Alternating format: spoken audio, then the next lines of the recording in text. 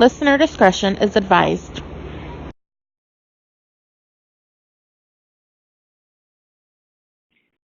Hi, Sarah. This is Katie and Melena, and we run the True Crime Junkies Facebook page. This call is being recorded. Are you okay with this call being recorded? Yes. Are you okay if we share this recording with our followers? Yes. To our followers, this is our second exclusive interview with Sarah Jones. Sarah is the ex-wife of Michael Jones, who brutally murdered his wife and 4 children. He currently is in Marion County Jail for 4 counts of premeditated murder and 1 count of second-degree murder. We have a dedicated page for this case, and you can find the link to the page in the description below. Hey, Marge. We're happy to have you again. Oh, great. I'm glad to be here. All right, let's get into it, okay? Fantastic. Okay, so since our last interview, you've had some time to process things. So some questions may be a repeat, but that's just because we are interested in seeing if your perspective may have changed during this time. Right. So, Sarah, will you tell us your story and what makes you you? Just explain to us why you think that you've made some of the mistakes that you have made. Sure. So there's a lot. Obviously, I'm almost 40, so I have many years behind me that have shaped who I am. I was raised in a pretty normal home, except that I didn't get a whole lot of attention. My parents were both workaholics. My mom and I were not close until my parents divorced when I was 13. My brother was a lot older than me, so I was basically an only child. And I was a daddy's girl until I hit puberty, and then, that was awkward, and we grew apart after that. My parents divorced when I was 13, and then my mom moved her boyfriend in 6 months later, who ended up being an abusive jerk. And he made my high school years an absolute nightmare. In the sense that it was never comfortable being at home. He was degrading to myself and my mom. I don't think he ever hit her while I was in high school, but it was bad, and the only thing that really saved me from it is that I had the best friends on the planet. So I went off to college. I suffered from depression and anxiety from the time my parents got divorced. That's when it first started. And so my second year of college, I kind of hit rock bottom again, and I ended up dropping out, which I regret to this day. But my parents really didn't push me to stay, and so I left. I moved around a lot. Right after that, I lived in Boston with my best friend, and it was probably 2002, and my mom called to tell me that my stepfather had tried to kill her. And so he was in jail. And there was kind of a cycle of that for several years. But when he got out of jail, she took him back. I later found out that my brother had been living with her at the time. And as soon as my stepfather, Jeff, got out of jail, she kicked my brother and his girlfriend out and let my stepfather back in. So it was a cycle of abuse that just went on and on. And after Jeff went to jail, granted, I lived there a few times in my 20s, back and forth as I moved around. After Jeff went to jail, it was very clear that no matter what, for whatever reason, you never called the police, because he was facing more serious jail time if there were ever anything against him again, if there were any charges ever brought against him again. So that was something that was directed at us a lot. It's, when I was living there. In terms of my relationship with my mom, it got a lot better after my parents split up. We were very, very close. We were best friends, but I will say that my mom was an addict. She was an alcoholic until I was 3. I don't remember that. But after that, it's unclear to me. I still don't know to this day when she really started using pills. I think it was when my parents split up, or it was right before that, because she was forging prescriptions for Percocet, I think, and was charged with that. So she was a pill addict, and that, I think, reinforced the relationship with my stepfather and made it sort of difficult for her to leave, even more so than it would have been. But the other part of that, I guess, is that my mom was an addict. She started using pills about the time that I was 13, as far as I know. And then in my 20s was when Jeff went to jail.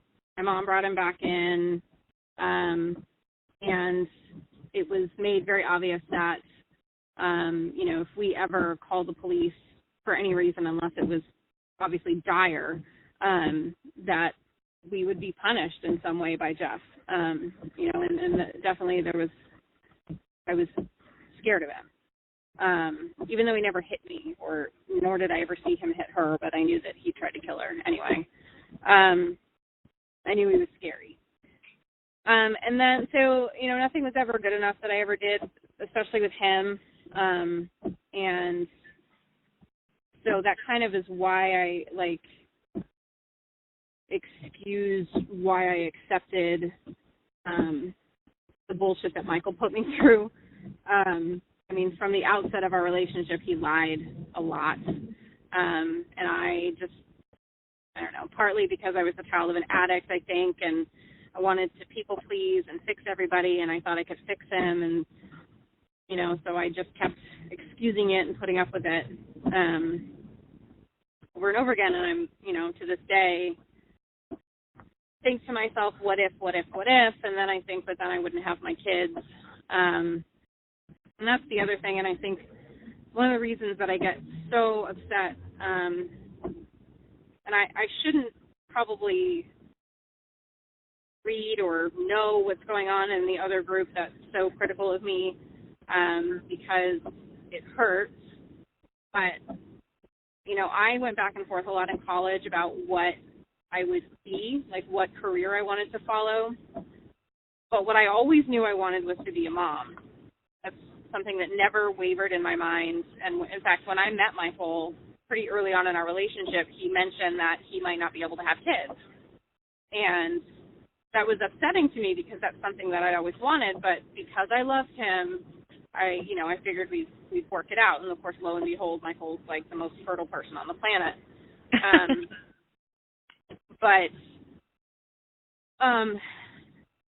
So, I always wanted to be a mom, and that's why it's so upsetting to me that anybody would say anything about the way that I parent and my qualification to be a mother, because if there's one thing that I do now better than I ever have, since I have to do it on my own, is I am a damn good mother, and, I will not be told any different. So, yeah. That's kind of it, I guess. It's, my mom's an addict, my stepfather's an abusive asshole, and that's why I put up with a jerk for a husband, and,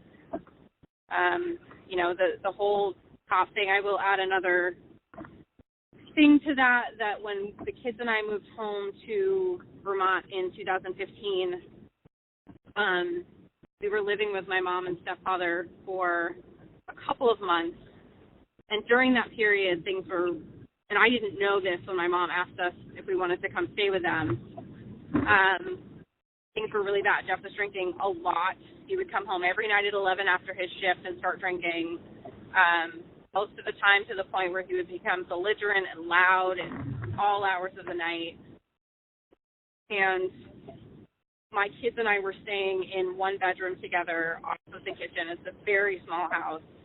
And I would sit on the floor of that bedroom, and thank God my kids slept through all of it, but I would sit on the floor of that bedroom and just cry and, hold my phone in my hand and wonder, is now the time it's okay to call the police? Is now the time it's okay to call the police?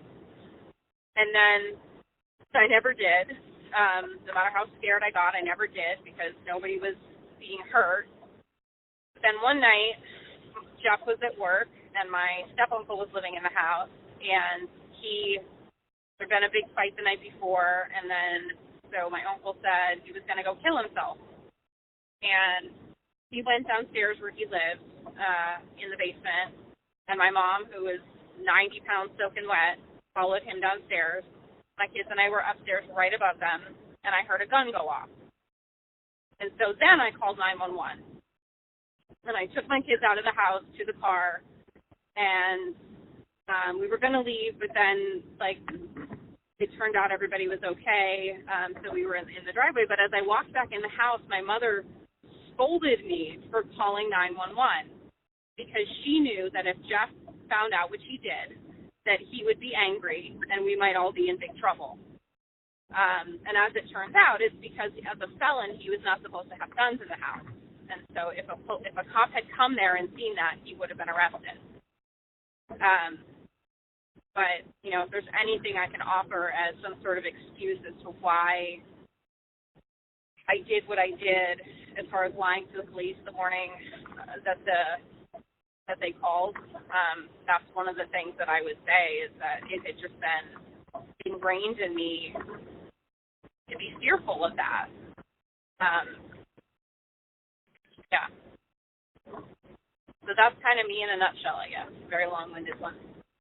Well, and, you know, there are a lot of people who feel the same way as you. A lot of people don't trust law enforcement, or, you know, I've seen people claim that it's human nature to lie to law enforcement.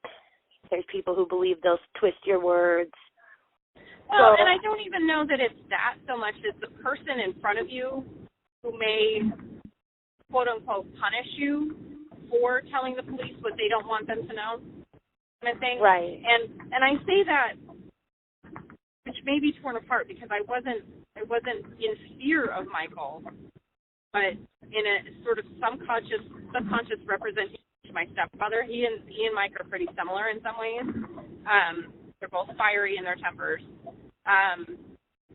But, you know, in the sense that, like, I felt like he wanted me to do it, and one way or another, he would be disappointed or upset with me if I didn't do what he asked me to do. And as a lifelong people pleaser, I just didn't. And I mean, what are you going to do? You have somebody in front of you writing down what to say, and they're right there. Yeah. You know what I mean? It's like in high school when we would do three-way calls, and one person wouldn't know the other person was on the line, and you would get the other person to talk shit about them, and then all of a sudden be like, hey, what do you think of that? You know what I mean? It just reminds me of that. Like, I mean, what are you going to do? Yeah, I mean, it's like a lot of things came together in that moment. Like, I can't stand it when people talk to me when I'm on the phone because I cannot think straight when that's happening. So that was happening too. And, you know, I genuinely didn't think there was any harm in what I was doing. Again, of course, like, as the point has been made, it is never okay to lie to police. But I didn't know how long Casey'd been missing. I thought it'd been like 2 days. I thought any moment they would find her in a hotel room with her kids, you know, in no danger whatsoever. So, you know, all of those things put together, I will never not regret that morning. The only way in which I don't, and this occurred to me yesterday, is that had I told them the truth and told them that Michael was there with me, they may have come there and arrested him in my parking lot in front of my kids and found those bodies right there in front of my kids. And that would never have been worth it to me. I cannot imagine if that had happened that way. Well, you also have to think he was right there. I mean, he had already murdered 4 of his children and his wife. Right. Were you going to be next, you know, if you would have told the police? Yeah, and of course that wasn't in my mind at the time, but in retrospect, yes, that is. Had he been threatened enough by that, who knows? He had the murder weapon right there. And people, you know, I believe in subconscious gut feelings. Like, subconsciously, you might have been picking up bad vibes from him, or, you know what I mean? I mean, to an extent, I always did. I mean, just to the point that, like, I spent so long, and by so long I mean, like, 6 months, of him cheating on me, where I was constantly on edge, constantly watching for lies, watching for, looking through his phone when he wasn't, so there was a history there with him where, I knew that he could be untruthful, obviously. But it had never been a danger to me, so, to a certain extent, I knew he'd lied about paying child support, but it was if it doesn't really affect me, then, I had accepted I may never receive child support from him, so who cares, it's not, he's still taking care of his kids physically, and that helped me, so I was willing to overlook it. Yeah. Which you can judge me all day for it. I don't care. That was a choice I made after being a single mom. They will, honey. I know they will. I know they will. And it's that's fine until you've walked in my shoes for even a day. And I freaking dare have these people to be in my shoes because I just worked 10 hours today, and now I'm Ubering until 2 o'clock in the morning to support my kids. So everybody can kiss my ass because I'm getting it done. Well, let me just ask you this, because bringing up the Ubering right now, who's watching your kids right now? Because that's a big controversial subject, because everybody thinks that you're just leaving them at home by themselves. No, my brother is staying with me now. He moved down here about a month ago, and he is helping take care of them because he doesn't yet have a full-time job, so that's sort of how he's helping out around the house. I have never once left my kids at home alone so that I could drive for Uber. The only time I ever did it during the summer is when they were with Michael, and that was half the point of him taking them was so that I could drive for Uber. So I have never once left them home alone so that I could do anything. Okay, so Marge, before we get into the questions, there's I like Marge. She's awesome. Yeah. So everybody can kiss my butt. Right? Just own it, girl. Rock that name. Marge is not a bad name. It's not.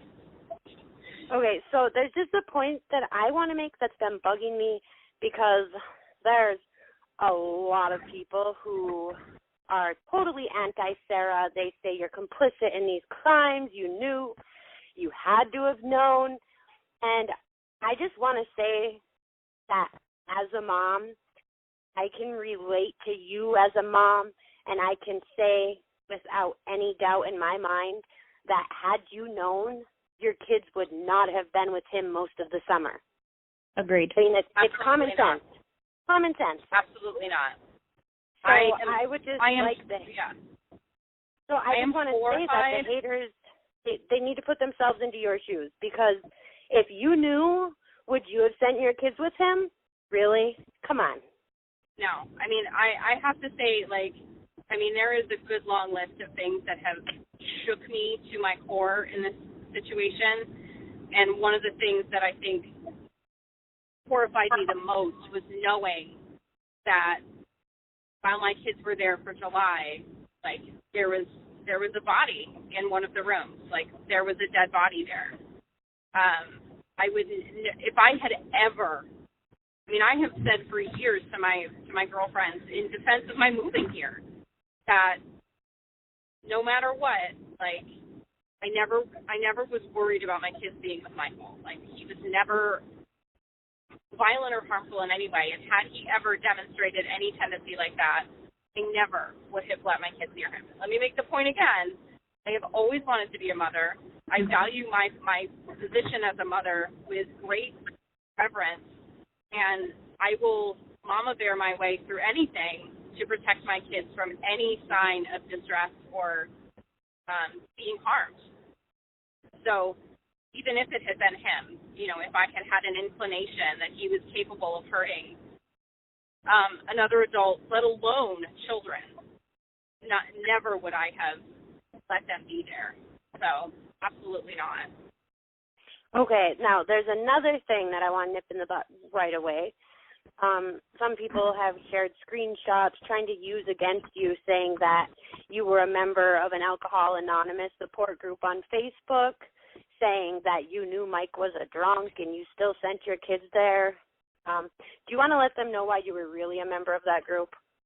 Yeah, I joined that group because my mom was an addict and my brother is an addict. I mean, okay, so I say that he is in recovery at the moment. Of course, now I've said he's with my kids. He is in recovery, fully healthy. I feel like I have to add a disclaimer to every single thing I say these days.